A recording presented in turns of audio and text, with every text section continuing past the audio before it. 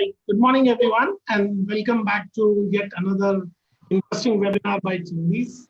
This has kind of become a ritual for us every Tuesday, 11 to 12. We have a quite intense conversation around uh, taking views of the experts on how we can enable the process of putting India back to work. Just like all previous discussions we had so far, we have got an interesting mix of expert panelists today. We have today with us Mr. Rajendra Ghag, CHRO Blue Dart Express Limited. Ms. Nimisha. The B was common, that's why. That's right. Ms. Nimisha, Director HR from Red Bull India.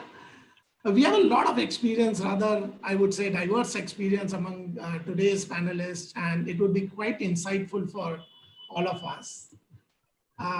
Before we move ahead, I would like to set some ground rules. As the Q&A session starts with the panelists, I'm sure all of you will have a lot of questions in your mind. Please feel free to put all of these in Q&A tab, which is below the screen, instead of in the chat, because Q&A tab is the one we will monitor to put together all your questions so that we can respond as many as possible. Now, without any further delay, I would like to start the first set of questions. And my first set of questions is, I think it's quite clear with businesses resuming and putting India back to work will be definitely challenging.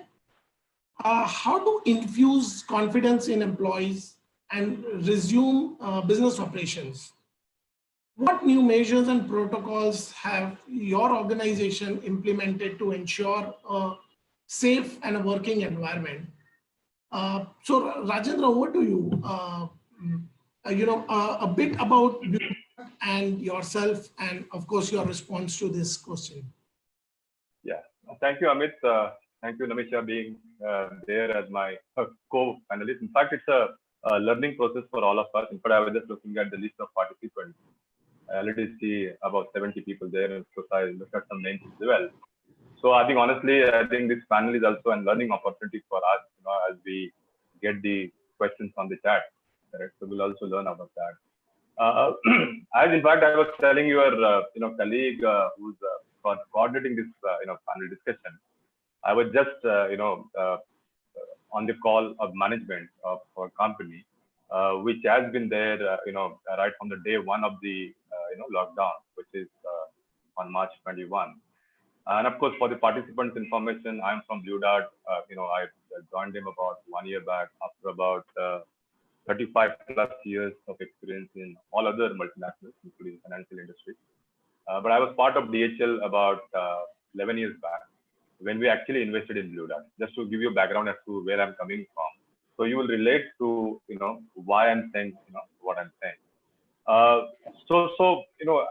why I'm referring to the call back, because on what should we do daily on the call, right, from the MD to all this MD.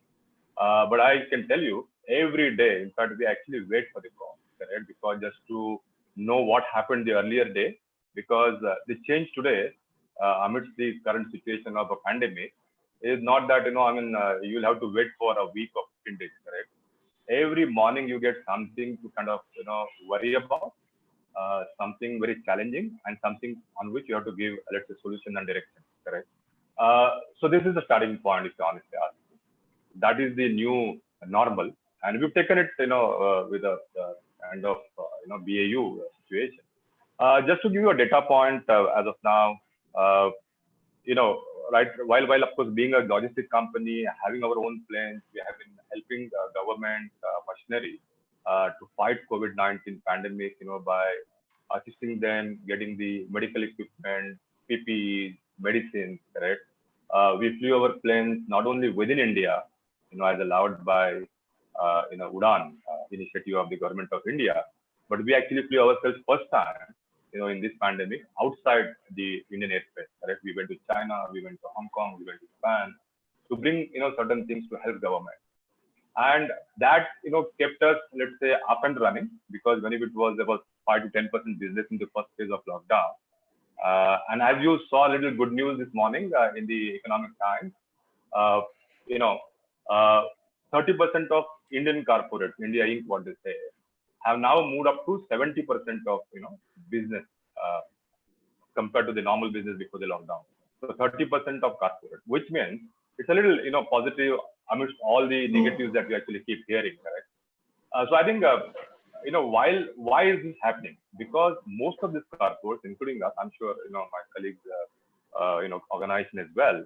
The first and foremost thing what we did, we actually, created a detailed guideline and SOP. Of course, it wasn't a very difficult job, but it's first time, that you have to put together while you are working from home, and you want your field staff to be, in the field. Because ours is a kind of industry that can't, everyone let you work from home, correct? They can't.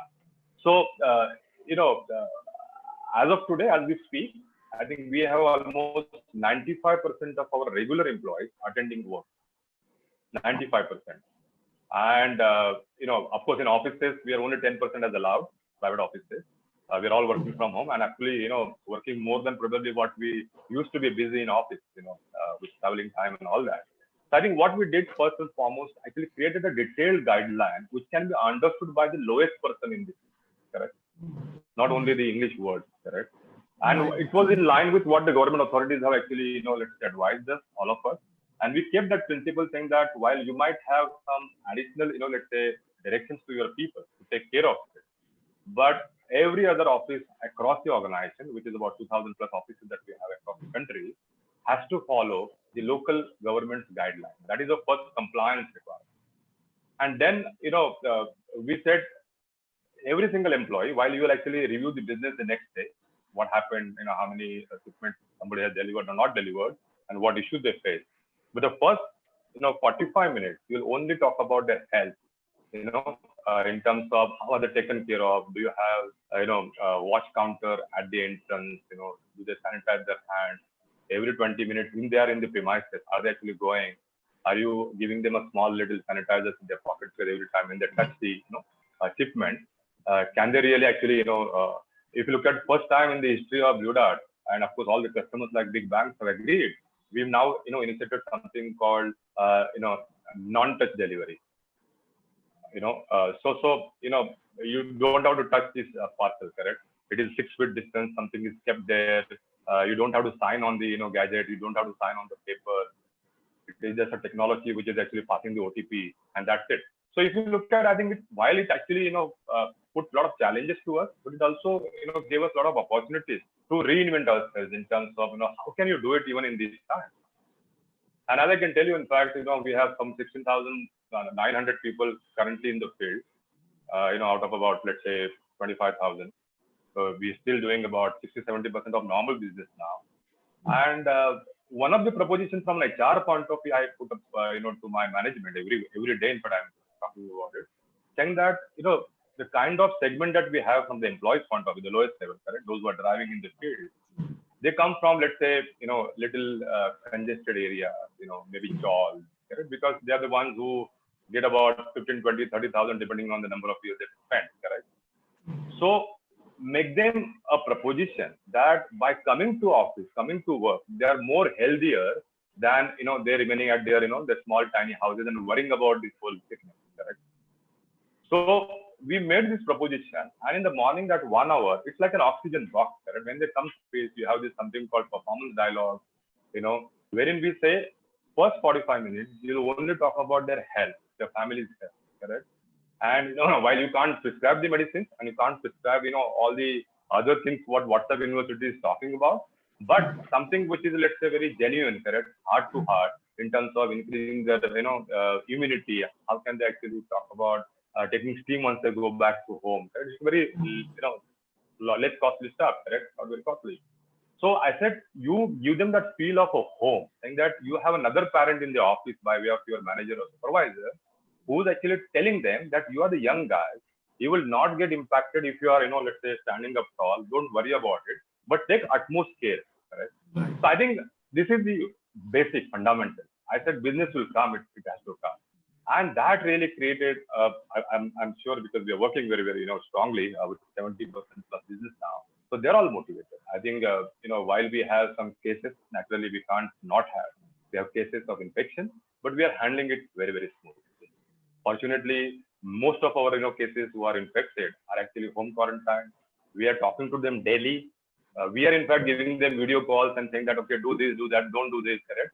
Because, in this pandemic, talking to each other actually, gives away bubbles in your heart, correct? Otherwise, you get into anxiety, all of us included, not to shy away. So I think I can go on and on, but of course we will now I'll stop here. So this is I think the fundamental, let's say, proposition to my organization as an HR catalyst. Of course, I am not alone. The entire team, the entire management, entire leadership is working together. But I think this is, I would say, what made us, let's say, successful with about 70-80% business. We haven't stopped a single rupee salary. We haven't reduced salary. We gave it to even contract employees full salary. Just to let you know, as an organization, we gave increments. We gave 100%, incentive for the previous year because 2019 was a good year. So we haven't stopped anything because we're a big group. So we are blessed with that, DPDHL. And we have 7 companies in India. So we have a principle saying that on people matter, all the CHROs would have this similar philosophy, correct? So that people don't quote each other, saying that this is the same company under the DHL, but they have a different policy. I think some of these certain, rules, you have to actually be what you call champion of that as an HR. And I think, ultimately this is an investment, correct? So I told my management that this is an investment. These guys are working for us, correct?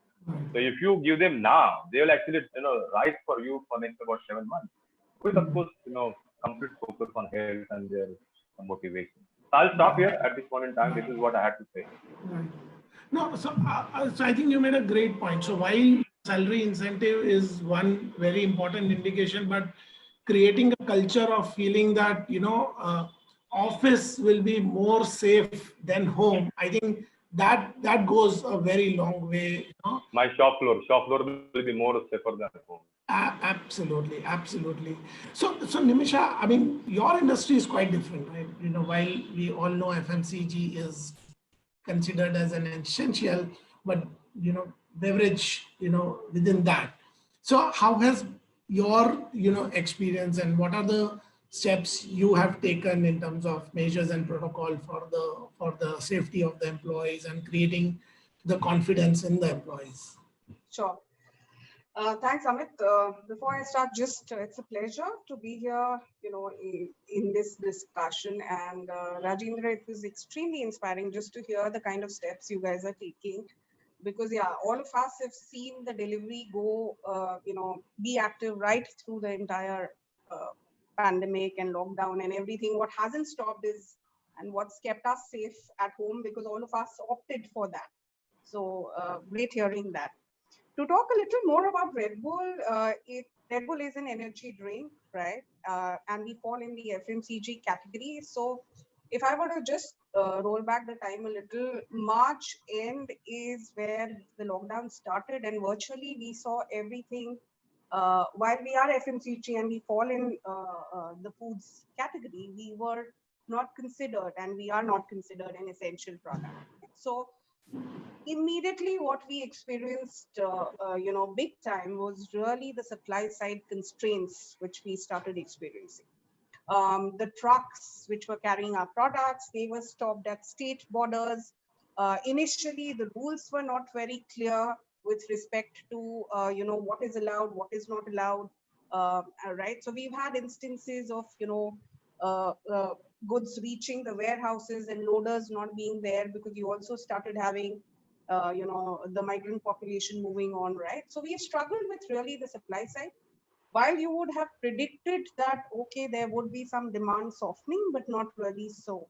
At least what we experienced was really issues more on the supply side. Staples was always preferred, essentials were always preferred, and discretionary products, were the most impacted. And that's where, however, for us, the demand really did not soften.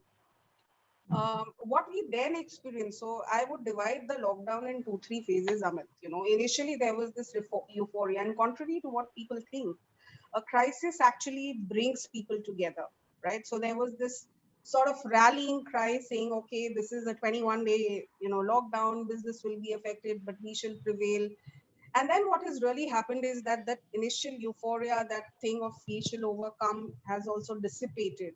And there is, with subsequent stretches of lockdown and different parts of the countries seeing different realities of opening up, constraints, what is allowed, what is not allowed, there's been a bit of frustration. FMCG, obviously, we have a large field force which is there in place, right? I think for us, the initial approach, apart from this is where the business is. So, from a quarter perspective, if I were to tell you, April was a complete washout for us. March, the lockdown started end of March, so there was obviously sales already in. We had one of the best quarter, Jan, Feb, March coming in. April was a complete washout for us. Again, you realize India has 800 districts versus, one country. So there's a central rule which comes in, but it gets interpreted in its own, unique different ways in each of the district with administration putting constraints. So we discovered all that. We got to act together. That happened in April. May, the partial opening, I would say end of May, second half of May is when things started opening up. And June, things are inching back to normal. But of course, I think the cities are the worst affected. We are an urban brand. So yeah, supply side, we are getting affected by, really how things are moving. Our response to that, Amit, I think initially what helped us is really our agility. So we are a very lean organization. Globally, we are a 8 billion euro organization headquartered in Austria, but only 12,000 people globally, right? So our organization is very lean. Everyone has a laptop, no one has a desktop. So what was easy was really getting into the entire transition of remote working, working from home, etc. Even for the first month, I would say our field force, discovered innovative ways. So whether it's tele sales, whether it's, I think we all surprised ourselves with just the amount of work and productivity that could be had while working remotely. That was initially the shift in behavior which happened. The other thing which we really focused on was communication.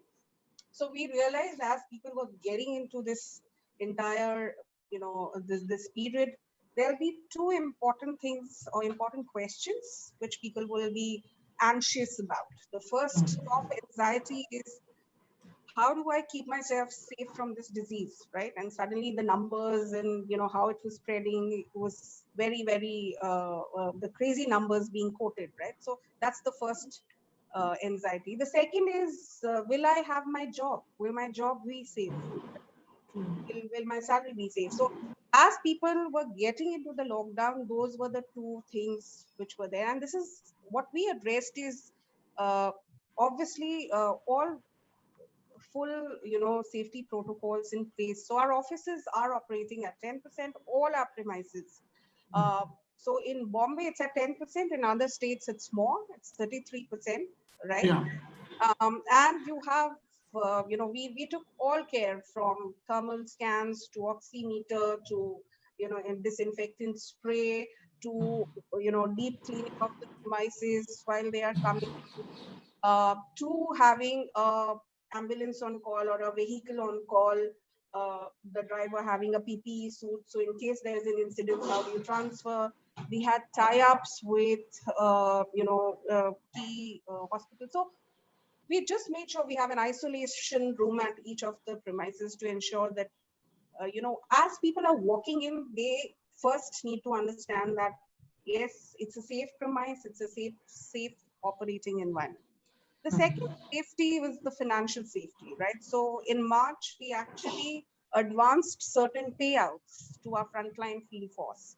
Obviously, what got completely impacted was the incentive earning for them, right? So we advanced certain payouts, and this is also the third-party workforce which we have, frontline teams. We ensure that they have financial security. We did not know how long the lockdown would be. And we conducted various town halls. So every month there is a town hall. Earlier, the frequency was once a quarter. We started a monthly town hall. So really the leadership team speaking to various people. But more importantly, we've actually have various small team catch-ups because we've realized that the anxieties or the doubts and the concern don't get spoken out in a very large, team meeting. and therefore small team catch-ups, we've started that. We also focused a lot on employee well-being. So we started something called a Fitter Friday series, which was looking at, various things from financial resilience during COVID-19 period, to looking at mental wellness, to looking at, various yoga sessions, to various experts coming in. And also, we are Red Bull, right? So we also need to be fun and energetic. So we had a lot of sessions which the employees conducted themselves, right? So we identified skill pills is what we call them, and employees who were great at some skill would share it in a nice, informative, engaging format. So I think those were the things which started allaying the concern, where you looked at both the physical safety, financial safety, and how people can really talk out their fears. And one of the things which we took a decision is when Bombay opened, and that's beginning June. First thing we did was the leadership team was there in the office, right, to ensure that we are, and we have been accessing offices regularly. So it's not just, okay, there's a set of people who will stay at home, but really the behaviors which is fine, and which sets the tone for the rest of the organization as well. Right. Incidentally, we've had a case as well. We've had an employee who had been affected again, but again, we have a system. So we have insurance covering all the costs. We have, immediate support to the individual from, ensuring that the person gets supported completely. And we're also working on how the return back is without any stigma and without any, concerns. Yeah. Which are there. True. So yeah, I think while the next few quarters the life will oscillate between fear and fever, but I think amongst all the anxiety of losing a job, there is also a lot of positive atmosphere which is getting created. I think some of the sectors are being hiring, or at least showing the indications that they are going to hire and things. At the same time, I think there is a lot of concerns also around the supply chain issues. I mean, especially on the labor front, and how much of the problem of migrant workforce, Rajendra, is going to who all have gone back to their hometowns, can affect businesses, because I think I think certainly. yeah. That has been the worry. And of course, we knew this, correct, right from probably the second phase of the lockdown, when these people started ganging up at Manda stations, and of course, many other, let's say, states, correct. Moment we realized that, because see, we also have, as Nimisha said, the third-party workforce, correct. So we have about 12,000 plus our employees, and we have almost 18,000 plus, the outsourced employees. We call them as PDAs, pickup and delivery agents, correct? So they are actually job-based contracts per piece delivery, that what they get actually paid. But of course, internally they have their own employment contracts and stuff like that. So we knew this because we are dependent on them so far as our business is concerned.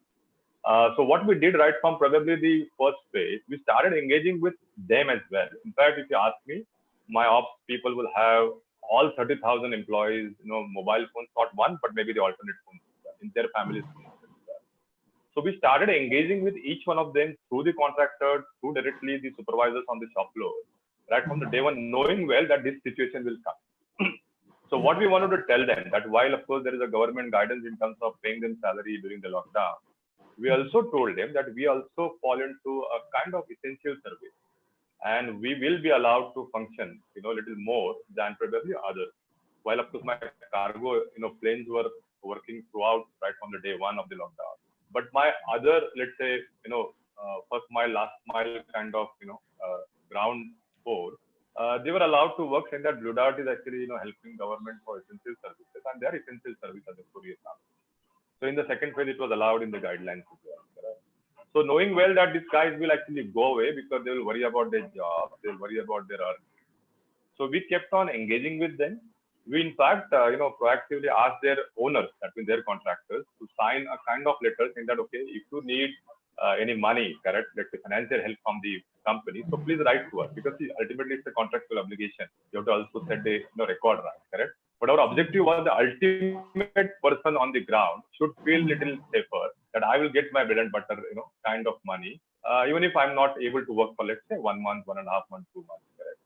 So I think we kept on engaging that, and that really, helped us. In fact, we kept on asking every day to our regional heads and, the ops heads, and that what is the confidence that you have when actually things open up, let's say next week, what percentage of manpower that you'll get back? And almost, every day there was 70-80%, kind of number given to us. And honestly, Amit, today, as we speak comfortably, I think, whenever we want it, as we already are 70-75% of our business, normal business, by the way, we have, almost 90% people on the floor. Wow. So I think that really works for us. I think you have to plan. Otherwise, if you just wait for a chance to happen, it will only be a chance that you will get the people, correct? It's not a choice anymore. So I think if you plan, you might plan 110%, you might get 80% of success of that, and that's good enough to start with. I think, but if you just keep quiet, do nothing will happen. I think you will suffer. And many companies are suffering because they're talking about manpower. In fact, construction industry, I think they are really bleeding. They don't really have situ in the sense, those who are, working or maybe staying on the site, correct? They are struggling now. Even if, let's say, Maharashtra government or maybe other state government want to allow them to start the construction sites, by managing social distance and all that, they're not able to start because the workforce is just not there. They're not coming back. True. So I think it's not, again, one size fit all. I would not say that what happened to us will happen automatically to others. No.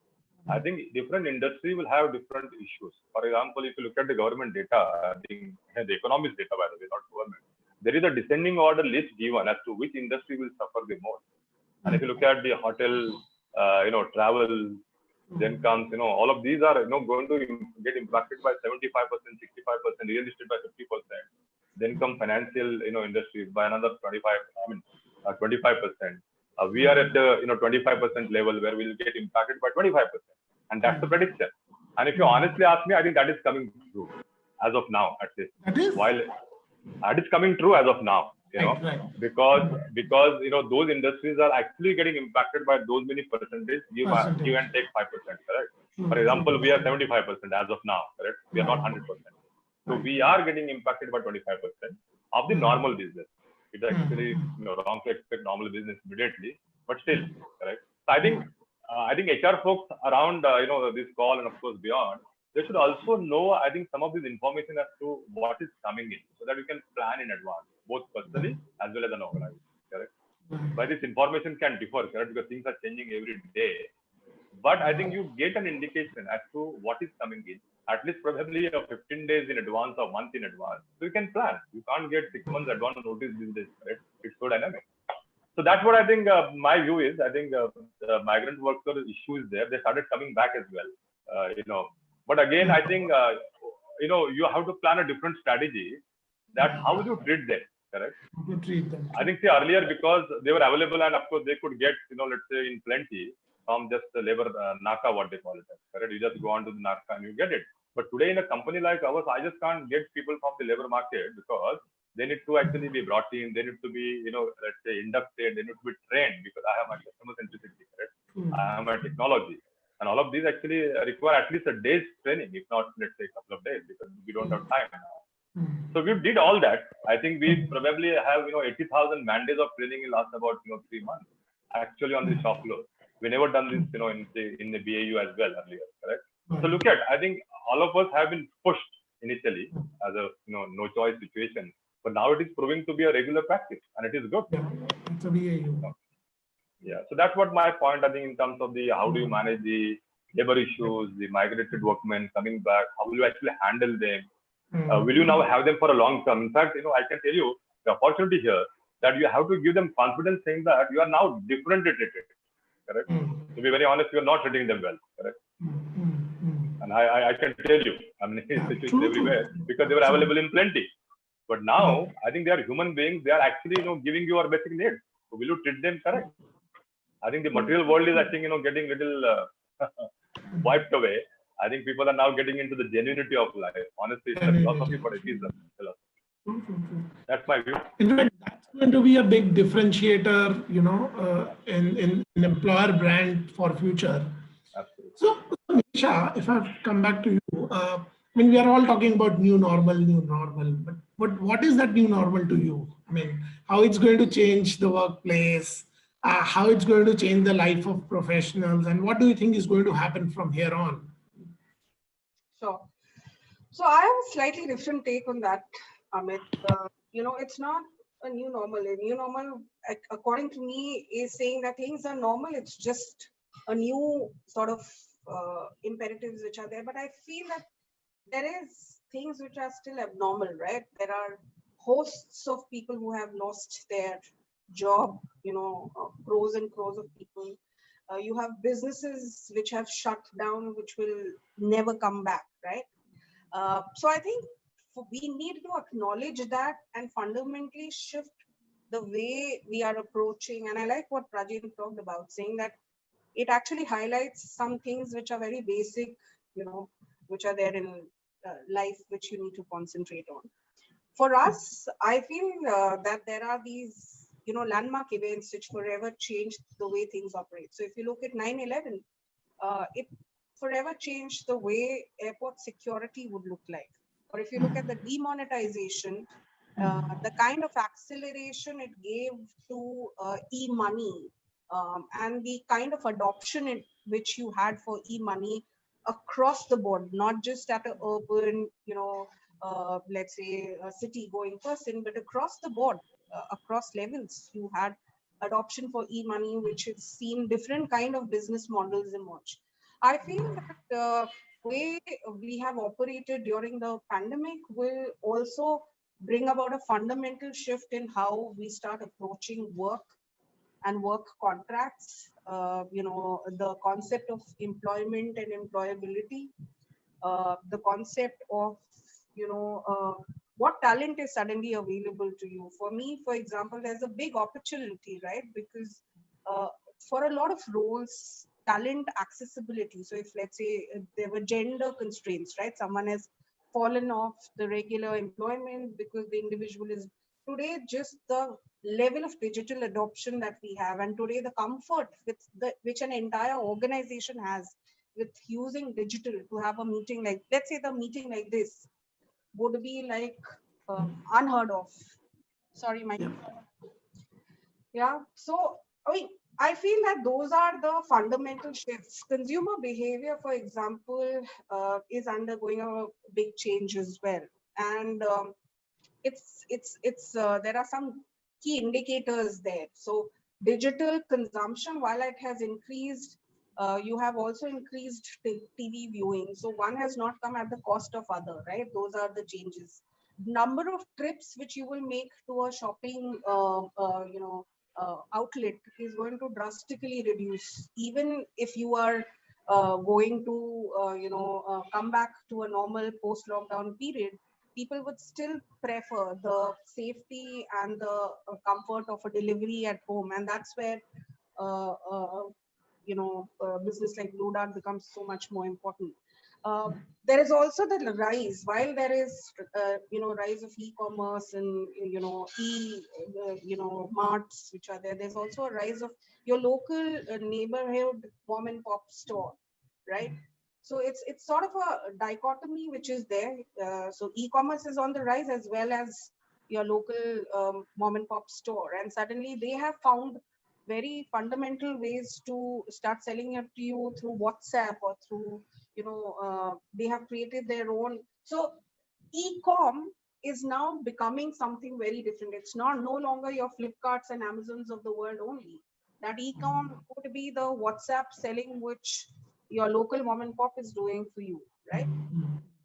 Those are the things which I see shifting in a big way. Already, you have many organizations. You've had Cabin Care just announced that 100% of its workforce will work from home. Now, for an FMCG company to do that, to say they will give up all their offices, is again, it's a big change, right? And you obviously have many IT companies saying that, and somehow you intuitively feel that for an IT or an enabled company, it's easier because you have your, but for an FMCG company to be there, and cabin care has just done that. So there are certain paradigms which will be challenged completely post this period, is what I feel. And again, gig economy. So Red Bull engages in some bit with gig workers, because there's a lot of events we hold. There's a lot of so there are independent people we engage with. That's going to explode, is how I feel.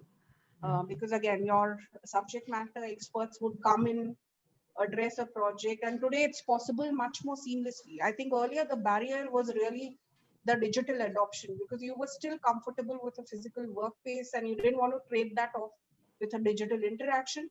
Today, I think the last 3 months has shown us that a lot can happen, from Zoom parties to catching up high school reunions, to actually watching an entire live musical show sitting in your drawing room. I think the entire acceleration of how we can look at digital adoption is very changed. So those are the key shifts which I see. Right. In fact, pandemic like this, has preponed 2020, 30 to 2020, because, everybody. With respect to digital adoption, completely. Yeah, absolutely. In fact, we have one of our business which is into online learning, and the kind of adoption which we have seen in last 3 months have been, 95% and above and stuff like that. So education has just exploded, right? True. Including your full-time university saying that they go online. True, absolutely. So, but with now, COVID becoming a part of life, what does the future of work look like from a people, process, or technology perspective? And I'm sure it would differ from both your industry very differently. So Rajendra, would you want to take it up first, saying how from a people? Yeah, of course. I agree with Nimisha what you said. While I saw one of the statements and the questions as well. Just I was just going through that. Somebody is saying that it's not new normal because of COVID. It's actually a VUCA world we have been talking about for a couple of decades now, correct? So I think it has now come to test us, correct? While we all spoke from the podium and preached, correct? Of course, we followed as well. But I think it is now testing. You've been, giving a GAN to the world. Now it has come to test you, and are you really, able to sustain that? I think it is really testing. So that is one. Future of work, I think we are compelled. As I mentioned, I think yesterday or some of the forum, that we were struggling to convince our people. Of course, we are 35 years old companies for the people as well, and I'm just about 1 year old, trying to change things. And we changed a lot of things in the last 12 months, by the way, positively so, in spite of COVID, right? So it was very difficult for them to kind of convince to have work from home for their, let's say, even female employees, correct? The typical mindset earlier. Today, I'll tell you, Amit, in fact, in first phase of lockdown itself, while we did WFH, we provided laptops and connectivity to all those who can work. But today, I have actually rolled out the policy of our permanent work from home. And my HODs are saying, I said, you have to certify. Is your, let's say, employee less effective? Less in the sense, if he, let's say, effective less than about 85% of the normal, then he is less effective. And please certify. Please write to me singularly as an HOD that my employee can't work from home effectively because I'm not able to get the efficiency out of him to the extent of even 85%. Please write to me. If you don't write, then you are bluffing. So, you have to sometimes, call it a bluff, correct? I think people resist. At the senior most level, people resist a lot because they want to, save their backside to start with, correct? Because they don't want to work more. They don't want to have, conversations. They don't want to have direct conversations. All of these. And what we did, I think my MD was in full support. He said, Raj, just ask critical questions, incisive questions. And we rolled out WFH. But none of us are going. In fact, we were going earlier once in a week at least to actually have, board preparation and all that. Even we stopped that. I said, MD, senior management, there is no emotion here. If somebody says, my field workers are actually working in the field and you guys are actually sitting at home and actually trying to fix. No, actually, you are leader. You are required to actually be effective from home. You are effective. Don't get into this emotional, let's say, what you call, deliberation unnecessarily. for the sake of just, making somebody feel happy, right? It's not about the emotion. And I said, you don't have to come. I said, somebody asked me, now this second page is saying, 33%, then it came down to 10% or 15%, whatever it may be. I said, forget about it. If you guys believe that your people can work effectively from home, you don't have to come to office. And of course, now we are talking about, let's say, reducing my office space by 50%. But I will actually demolish all the cabins, and have the hot desk whenever you want to come in for engagement, whenever it is allowed. Right?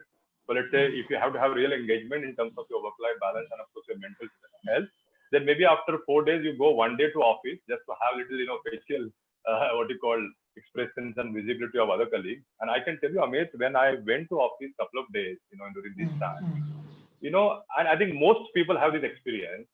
They feel like when it will be 4:30 or 5 o'clock so that you can go back home, because the thing is not normal. Because of this whole situation, people are just saying they're not able to smile because you're with the mask. You are actually, the security guard from 4 feet, he checks your, temperature by thermal screening. Then you go by stairs. Of course, I take stairs because you don't actually use lift, correct? Of course, if you are a big tower, then you can actually go only 2 people in the lift. Nobody speaks to each other. Everybody is quiet and with a little stress in the mind. I know the pantry boy doesn't come to your cubicle because you don't want him to come. You carry your bag with the hot water and the cold water and all that. You carry your utensils as well, by the way. You carry your home food because, the pantries, people are worried as well. Even if you offer, they don't actually take it, correct? And it is so stressful. And you then start believing, saying that, well, at least in your home, your family is around, you are moving around, and actually, you're effective instead of worrying.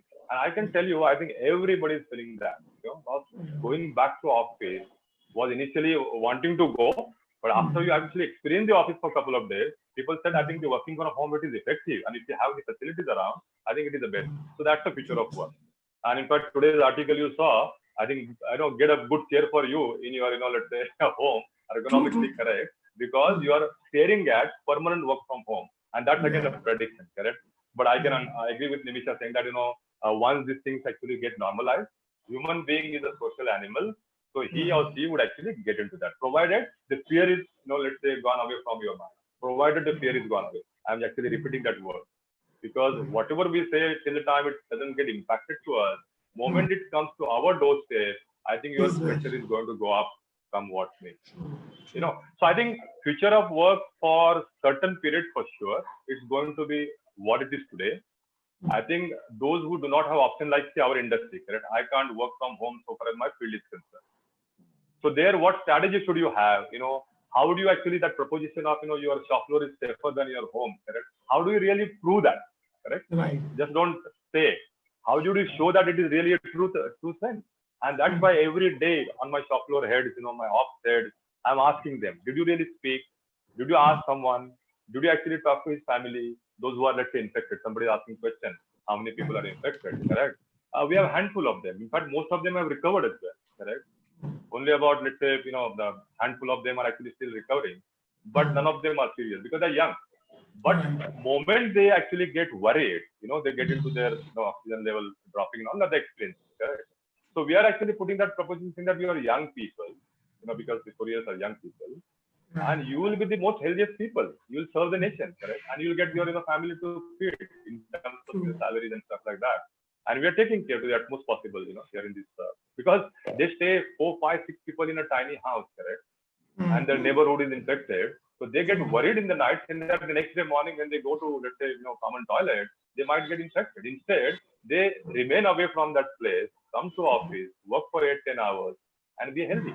Correct. So I think future of work, again, depending on the industry you're coming from, I think it is going to be different. For example, let's say Mumbai, correct? Maharashtra government has allowed 33% hotel, stay, correct? Now, a healthy person, your certificates, your, kind of, all the parameters of your health.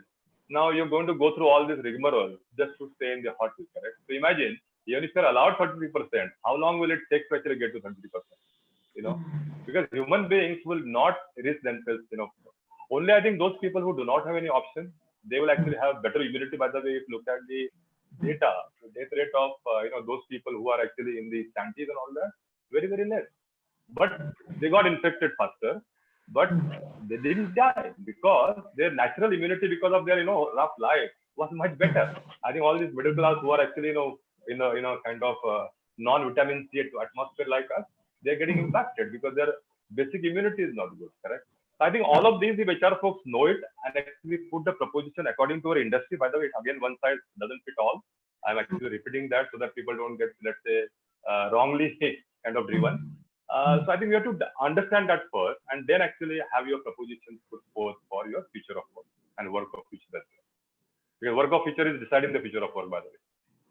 Absolutely.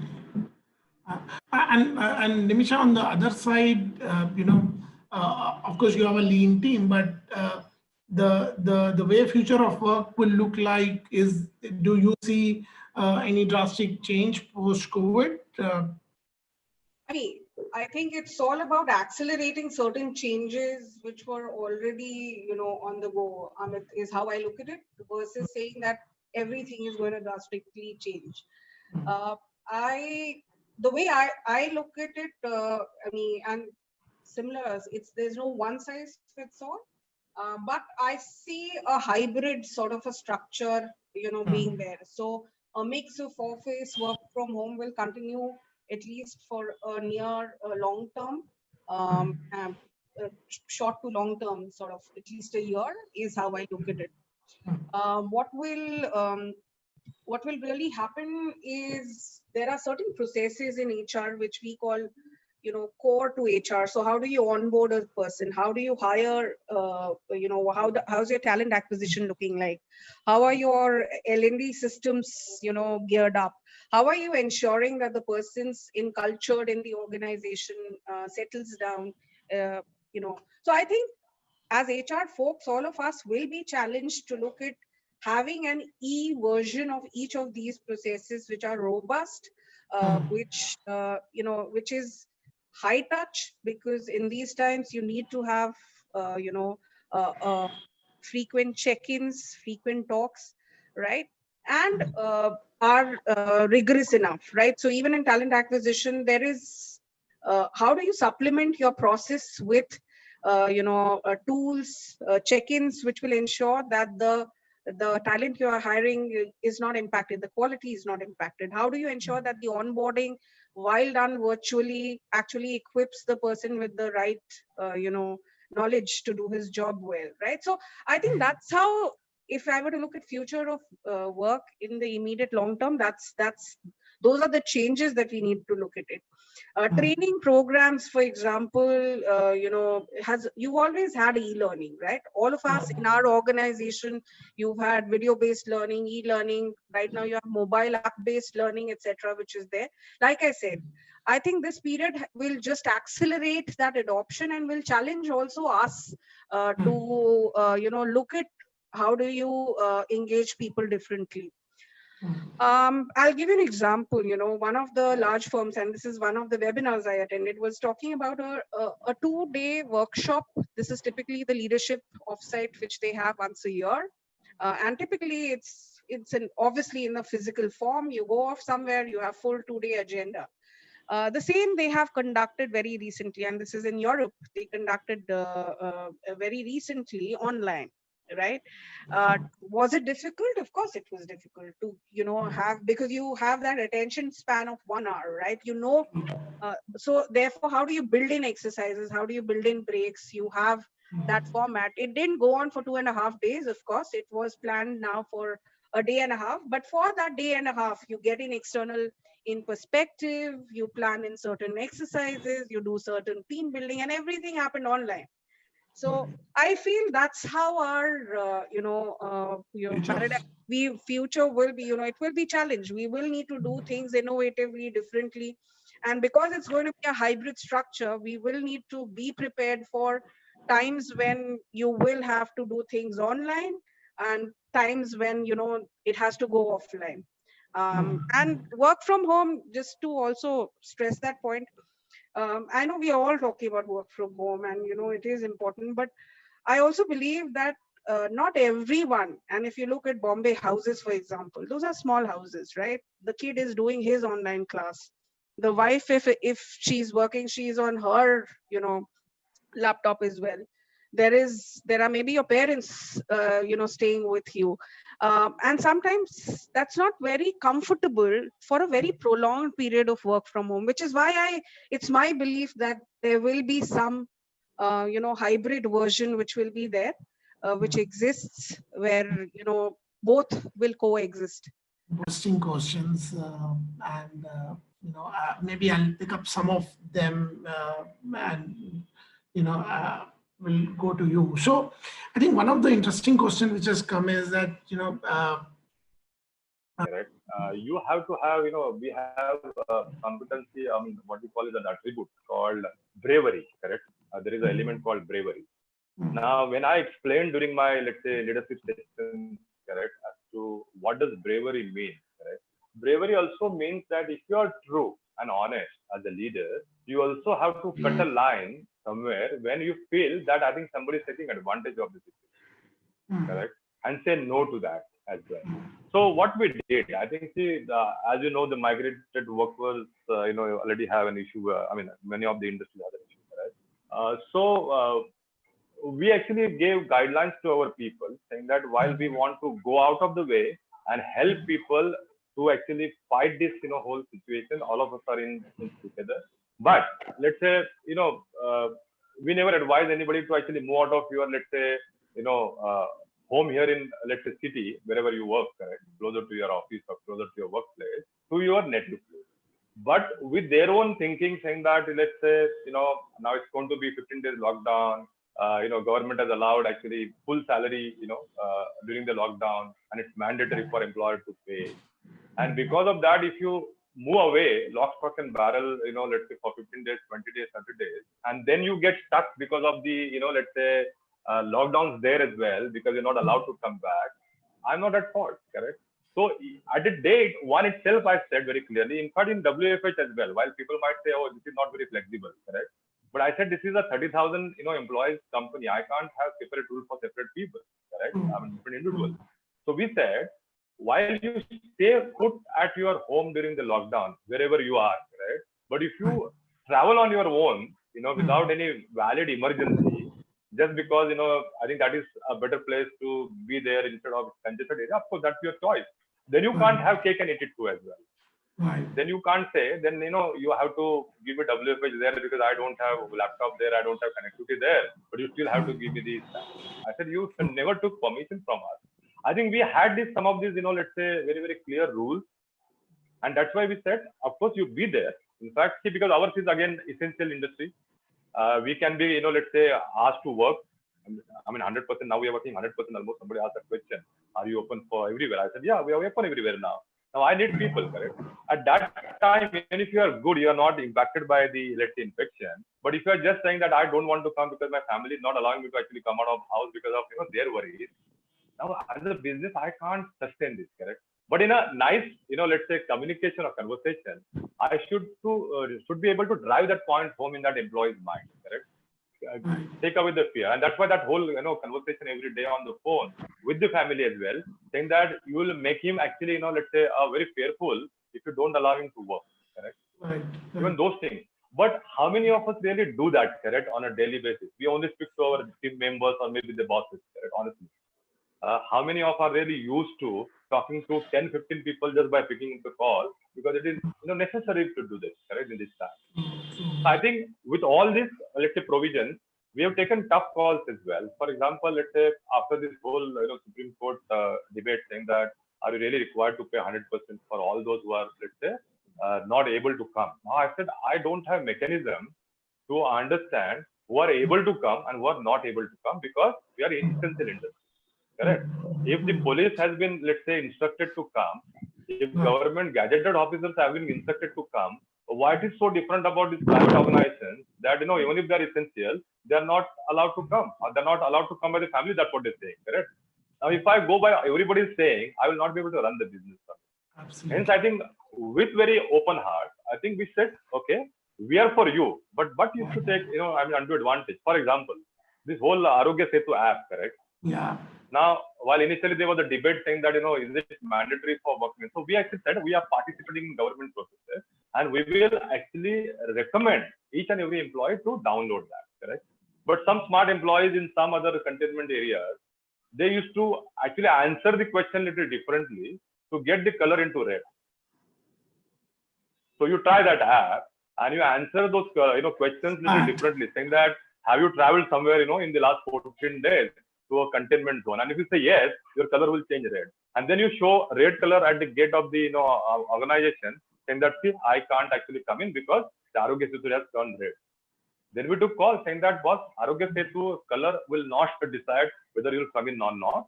In fact, your temperature, your doctor's certificate, and your health that we see at the gate will actually decide whether you'll come in or not. Now, see, you can't do this for 30,000 employees, correct? If you have different rules. So I think point is, I think if you are honest in all the things that you're doing, all the deeds that you're doing as a leadership, then you can take little strong calls as well. Because in this world, there are 95% good people, but this 5% people who actually, gain the system, for which all of us are there as a management and the government, correct? True. I think HR folks have to stand tall for these things, correct? But sometimes we shirk away because there is a union, there is an unrest, there is a possibility of business loss. Boss, you stand up for the truth and you will get the truth back.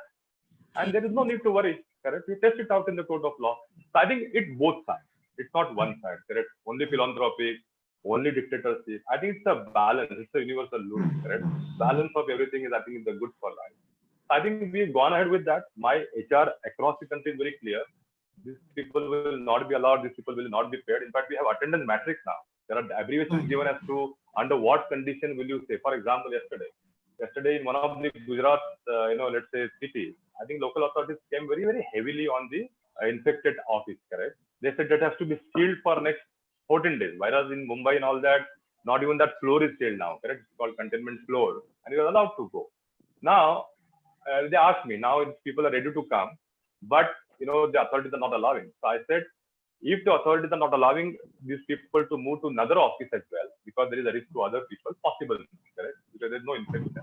Then get that certified, and then I'll say, then I'll actually mark these people present. But for next 14 days, they can't move out of their native place. Every day they have to call. Call is okay, correct? It's not actually they have to come. But if you don't do these activities, you will be taken for a ride for sure. And there are these 5% elements, unfortunately, we have everywhere, correct?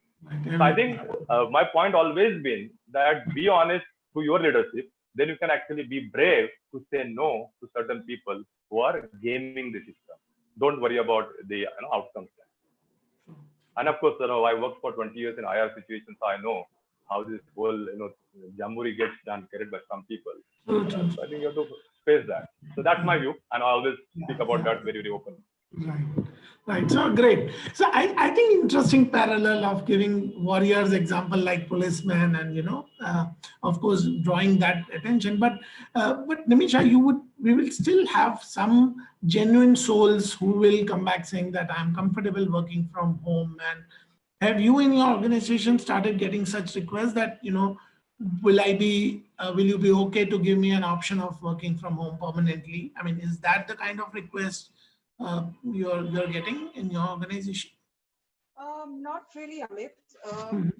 Primarily because I think I talked about the regular town halls that we've been having. I think one of the critical communication which has gone through, and Red Bull has been more than generous in terms of supporting its employees again, from increments to bonus to advance payments to all of that. We have been there. There's no pay cut. There's no headcount reduction, which is being planned. And that's been communicated strongly. But what has been communicated just as strongly, Amit, is the fact that for us to sustain that, for us and all of us get our salary check from this company, right? So for it to sustain and the business to get back is critical. So understand when that happens, things will be very difficult to manage. Most of our roles, if I were to look at it, we already had flex working. So it's not as though we did not have flex working. We did not have a specific work from home, policy. But we had a very flexible working because a lot of stuff is happening on ground, even in marketing. We have a lot of events, etc. Right?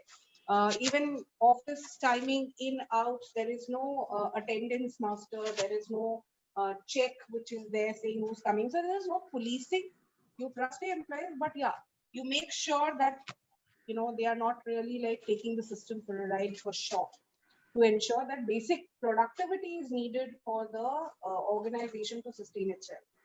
I think we were very clear on that in each of our communication which we had. Now, having said that, are there specific situations which have cropped up? Of course.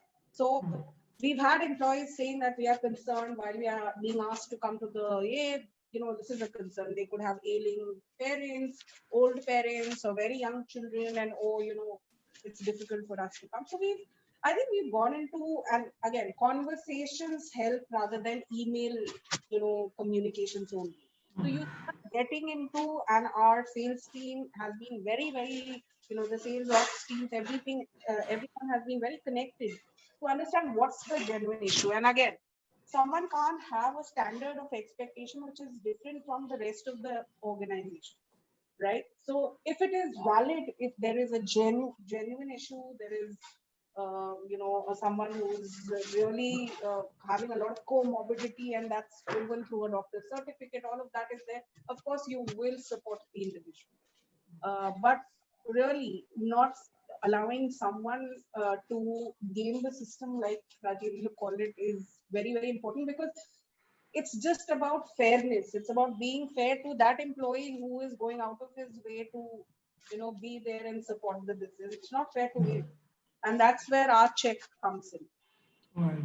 So that's where things have been. But we've not yet gotten any request for saying, okay, permanently can I work from home? Right. There's enough flexibilities there in the system. For us, weekend is sacrosanct. So,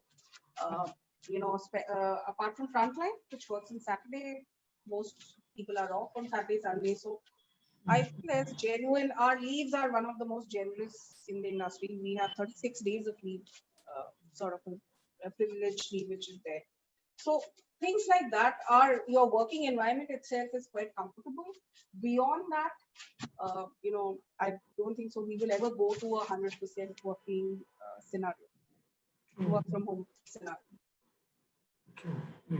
So, one more question from the Q&A, I mean, which, before I will move to a rapid fire round that I have some questions on.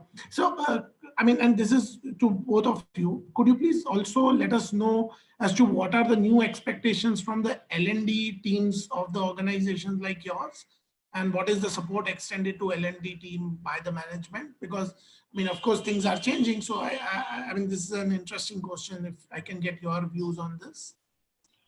Yeah, if you want me to go first, I think I said, the numbers. I said the numbers that, we've done 80,000 mandates as we speak in last about 3 months, of training. Now, both on the shop floor through my, let's say, ops capability or sales capability trainer that we have, because they also come onto the shop floor. But I think most of it is online.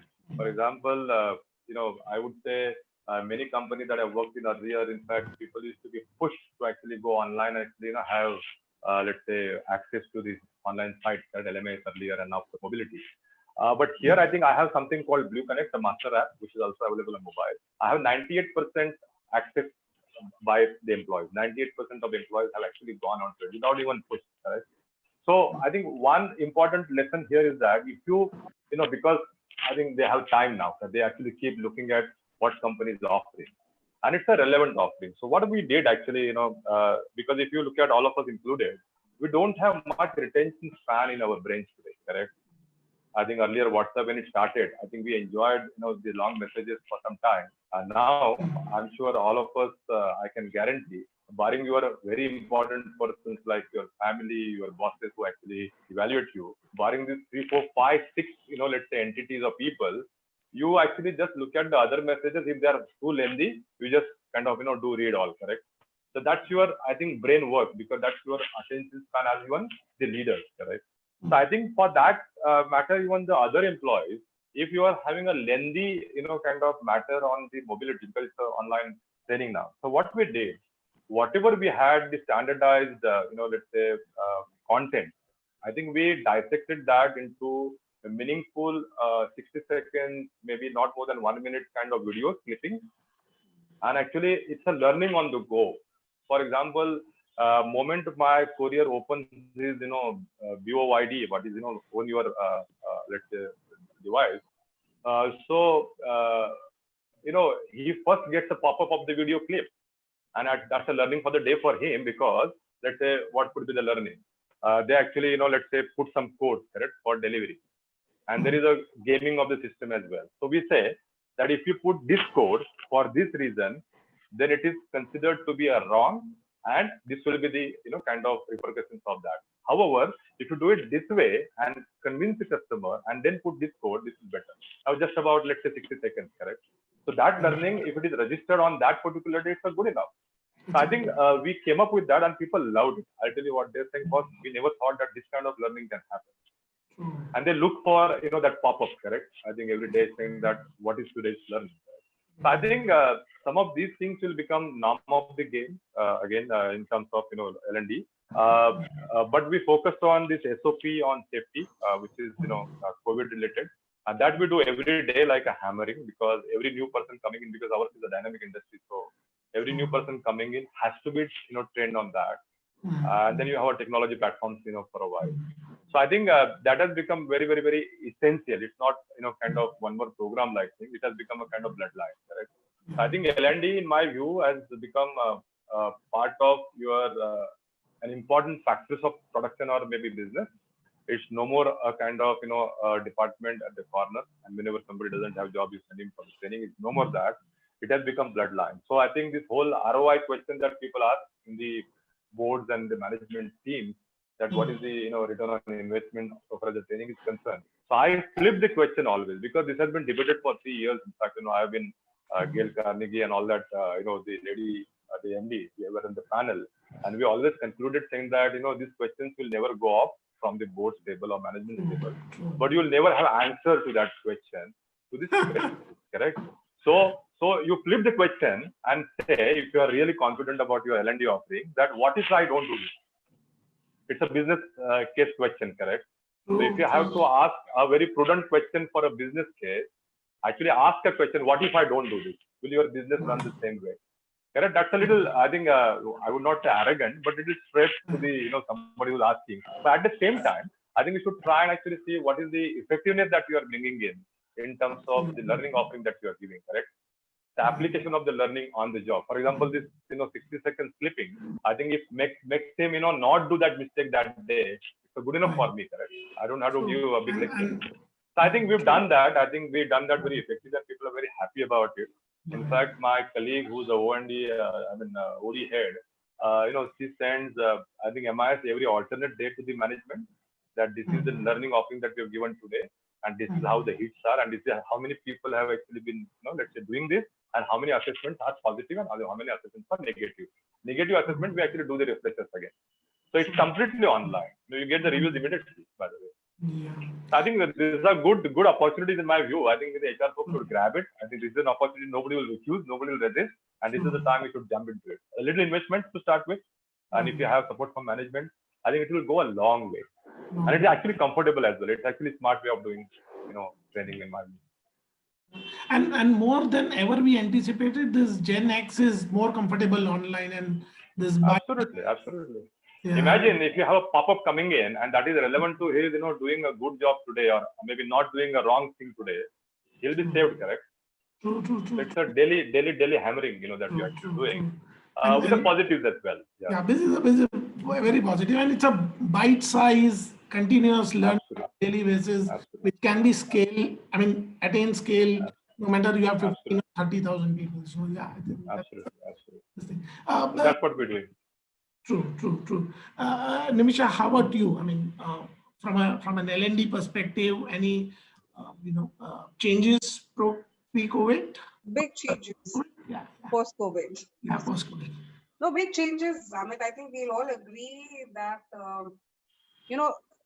I think life is quieting down a little from the hectic running around. And we were just having a chat at the management team level where we were discussing just the hectic, the road warriors who needed to travel every weekend, meet teams, etc. All those meetings are possible, are happening, and without people running around from pillar to post right now. So what that helps is get people in a space where if you can't go outside, the journey within is possible, right? You just go build your own capability a lot more. I think that focus is paramount right now. There's also that, that need. There's anxiety saying I should be relevant for the job. And therefore, how do I, up my skills as a professional? What do I do with this time to productively use it in enhancing myself as a professional? So I think those are the perfect ingredients for having a good L&D program reaching the people, right? Where we are fortunate is obviously the fact that there's a global organization which we can lean on. And therefore, a lot of content which is relevant, which is e-based, is available to us. We have online learning platforms. Globally, those are trainers, sessions which people have access to, which they can partake and really do that. Another fundamental change that we had in the FMCG setup per se, as you would know that all the channels are not equally affected, right? So general trade, while it's back to a large extent, your Horeca channel or away from home channels are largely the worst affected, right? What we did was we repurposed this team to say, so we had the distinction of off-premise, that's how we would call it, off-premise and on-premise. What we repurposed the teams to become is one-premise, right? So in April, when we were looking at this lockdown, we said that we need to now invest in people, let's say, who were there in the on-premise team to actually get trained on the basics of off-premise, because now every available order which is there, we should be reaching out to fulfill it, right? So what are the rituals? What are the metrics to track? How do you look at it and become one premise team rather than different channels and different places? And that's how you leverage the larger team. So a lot of functional training is what we invested in April and May. And that has seen us coming back to 80-85% in last month, and this month looks just as well. Those are the factors which I feel. Great. So I'll quickly move on to a rapid fire. Half a minute. You can answer in yes, no, or a number. So first, I'll start with you, Rajendra. So when do you think we can go back to pre-COVID levels of growth? And this is not for your own sector, but as a whole. So when do you think we can go back to pre-COVID level of growth for the country? 2 quarters, 3 quarters, longer? So as we have predicted to our own organization, to the group, when we have the BRMs, the board review, correct? So I think we have put our, confidence on 2021, because we believe up to 31st March, we will actually get into the zigzag. While let's say June was good, July probably will be good, August is festivals, we don't know, number of cases going up, and the local authorities will come back. So I think this zigzag will happen till about 31st of March and April onwards, unless there is something else, because it's very dynamic. Yeah. But with the current, situation that we are witnessing, we believe, I think 2021 will be the normal, because you will have the lower base. Yeah. And then probably, the Moody's of the world will actually talk about some 7.5-8% growth again from that base. Right? Understood. So 21 is the thing. And would there be lesser jobs in the country in next 12 months? I think do more with less is the mantra that we have been always having. By the way, people are struggling with the margins, right? And people will also get into a kind of thinking that nobody wants to do hard work for nothing, correct? People would only do hard work if they get something. So if you look at the Western world, is already happy with about 2%, 3%, 1% kind of stuff, and that's why they come to the emerging market to get about earlier 7%, 8%. Now they're happy with 4.5% as well, correct? So I think that will continue, because we have this, let's say as an example. So I think doing more with less, for example, in an industry like ours as well, we will invest, ahead of time just to get less manpower, heavy kind of activities to more mechanized, more automated. So far as the ground level work is concerned. So I think while there'll be Rajendra, probably when Rajendra, yes, sorry, no. yeah. Yes, Yeah, no. yes, I mean, no. 31st March, 31st March, 31st. 1st April, sorry. Yeah. Yeah. And do you think the average wages will go down? No, average wages will not go down because Okay. if you're doing more with less, it will not go down. Sure, You'll have sure. to actually pay better. And sure. And would organizations have an antibiotic reaction to any arrangement which is permanent in nature? So be it office lease, be it permanent employees, be it compensation, will they have an antibiotic reaction to that? I think third and fourth quarter of this year, they will get back to drawing room. We will get back to drawing room. We have certain plans for, it's not antibiotics, but it's a reaction. Right. Relevant time. Okay.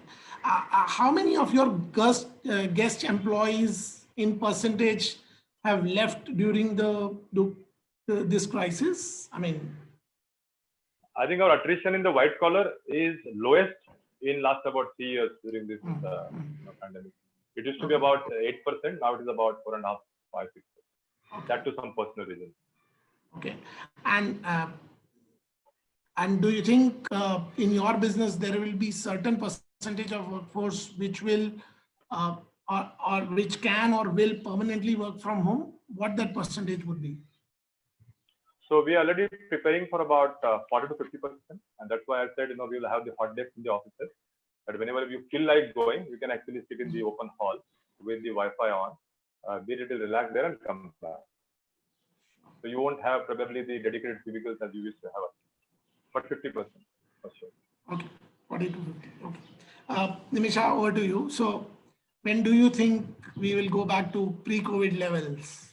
I mean, if I answer that for the country, I would say there is a setback at least for a year and a half, if not more. So a couple of years. About 18 months. Yeah, if you're looking at generally the economic indicators of GDP growth, etc., and things happening, 18 to 24 months is where I would gauge it, because both formal and informal sector put together, that's the impact I see. So it's not going to, for us, it's half to 2021. 2021, okay. And do you think would there be lesser jobs in the country in next 12 months? Yes and no. Yes, the jobs of today will reduce, and for the short term, there'll be a dip in employment. You've already seen that. Rising unemployment, we are at 16%, and it's going up as we look at it. What we will have is new kinds of jobs coming up. So yeah, there'll be a mix, but net, there will be an impact to employment dip. Do you think the average salaries will go down this year? Yes. Okay. So there are companies which are not cutting salaries, but the kind of increments which you've seen. So the increase in salary, average increment across organizations have definitely gone down. Okay. And would organizations again have antibiotic reaction to anything which is permanent? So Amit, you have mentioned FMCG. What do you mean by antibiotic reaction? Can you explain what do you mean by that? Which is primarily, nobody will look at having either office permanently or employees permanently and look at, look at the temporary arrangement because the future is not clear, right? Sure. Like so, you FMCG, some of the organizations are, letting go of their offices, or, or maybe what Rajendra was mentioning, to have an office where you don't have an allotted desk, but everybody can sit anywhere, as and when they kind of come. So if I answer that for the industry, definitely. You already have enough and more reports pouring in from across the industry saying that, they are renegotiating office space. Earlier in the chat, I talked about cabin care, which is an FMCG. I'm in touch with HR folks of other FMCG companies. All are talking about rationalizing just the kind of humongous office spaces which we all have. But I don't think so. That's what our reaction is going to be, at least at Red Bull, primarily because we operate at a very lean team in any which case. So, and we have flex working, we already have hot desks, cabins are few and far between. It's open seating, which is there. So, yeah. And what will be the certain percentage of workforce which can or will permanently work from home? None for us. At least for Red Bull, none. But again, for the industry, anywhere between 15 to 20%. Okay, great. Great, thanks a lot. I think it's been pleasure, and I think it definitely was a lot of insightful, for all our this thing. Thank you for all the audience who have come in. Some regularly come in, some of the new. Thanks all. So.